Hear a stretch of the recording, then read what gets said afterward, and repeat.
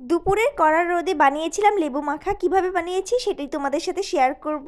Hello everyone, it's me Ruma. আর আজকে আমি বানাবো লেবু দিয়ে লেবু মাখা। তার আগে একটা কমেন্ট পড়ে নিই। এক আপু কমেন্ট করেছে, তোমার ভিডিও অনেক সুন্দর, আমার নামটা নিও আনিকা।